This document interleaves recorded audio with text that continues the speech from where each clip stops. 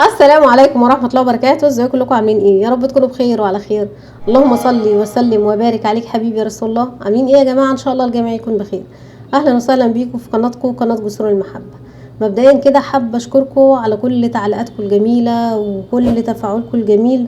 ربنا يخليكم لينا يا رب ويعزكم، اللهم امين. عايزة اقول لكم ان في ناس كتيرة جدا بتبعت لي فيديوهات عن قطر وعن اجواء اخواتنا الجزائريين، المنتخب الجزائري او الجماهير الجزائريه، او اصلا راي اخواتنا في الخليج او في اي دوله عربيه في الجزائر والجمهور الجزائري والمنتخب الجزائري. فاحنا على قد ما بنقدر بنحاول نصور بعض الفيديوهات، عشان في ناس كتيره جدا حبايبنا يعني لما بيبعتوا لنا الفيديوهات وما بنعملش عليها فبيزعلوا، واحنا مش عايزين حد يزعل مننا. تعالوا مع بعض نشوف بقى تجميع كده، يعني ناس كده من الأردن، من الخليج، من السعودية، حتى من البحرين، قالوا ايه عن الجزائر وقالوا ايه عن الجزائريين الموجودين في قطر. ده اللي هنعرفه من خلال التقارير اللي جاية. تعالوا نصلي على رسولنا الكريم. اللهم صل وسلم وبارك عليك حبيبي رسول الله. هنشوف الفيديو ونرجع نعلق عليه. وضيع شيء خيالي، شيء مرعب صراحة، بس الأجواء حلوة، الجمهور مرة حلو، مرة كريم، مرة عجيب، مرة حبيب. يا أخي جمهور مرعب حق العرب كلهم.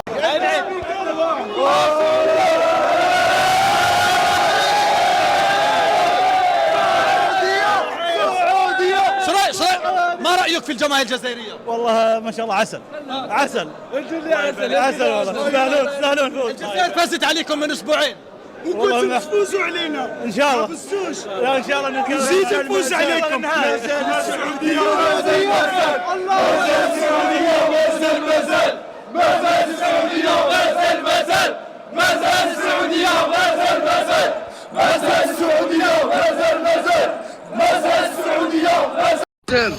قعدنا نستفز شمال افريقيا لين ما جو الجزائر وفازوا بنتيجه ثقيله وكبيره على البحرين. طبعا يستاهلون الفوز، الف الف مبروك، اكبر نتيجه واكبر نتيجه في البطوله حتى الحين، ونقول هارد لك حق البحرين، فوز مستحق.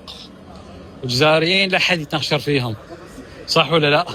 مبروك يا امه المليون ونص شهيد، مبروكين، الف الف مبروك، هارد لك يا اهل البحرين، مبروك يا طارق.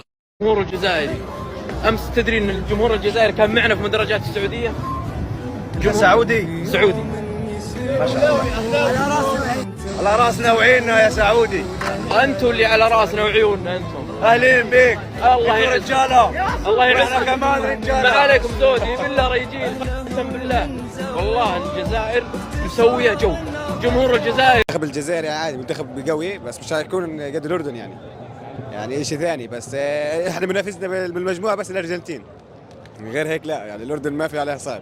القرعة صعبة جدا لأنه معانا المنتخب الجزائري والنمسا والأرجنتين اللي محققة كأس العالم من قبل، وخصوصا أنه المنتخب الجزائري منتخب عربي قوي ومعروف أنه يعني منتخب إفريقي من الكبار وبصارع على كأس العرب. بس إن شاء الله إحنا والمنتخب الجزائري الشقيق نتأهل لدور ال 32 إن شاء الله. أقرب منتخب لمنتخب الأردن كمنافس في المجموعة على المركز الثاني له منتخب الجزائر.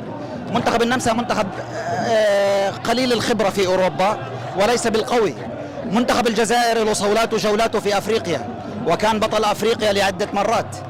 فالمنتخب الأردني حاليا متطور جدا، فإن شاء الله أنا أتمنى سواء منتخب الجزائر أو منتخب الأردن يتأهل للدور الثاني في كأس العالم، فنحن جميعا إخوان وحبايب، ونتمنى التوفيق للمنتخب الجزائري في كأس العالم. اللي هو اللي بيزعل اكثر شيء انه منتخبين عربيين من نفس المجموعه، فاحنا كنا حابين كل منتخب عربي بمجموعه انه بلكي في نصيب يتاهلوا اثنين، ولكن يعني المنتخب الجزائري قوي ومنتخب بنحسب له حساب، وراح نشوفه كمان بكاس العرب هون.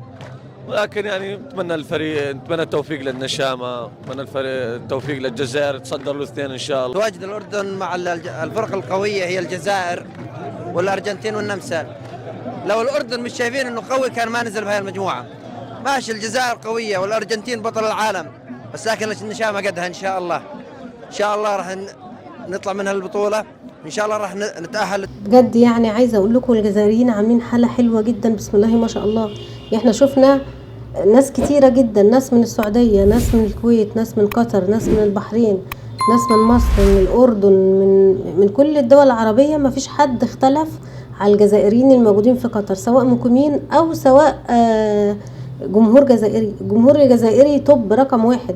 تسأل أي حد مثلا، يعني حتى ما فيش عقدة إن لا الجمهور بلدي هو اللي حلو، لا كله يقول لك الجمهور الجزائري، لأن احنا شايفين الجمهور الجزائري مساند كل المنتخبات العربية.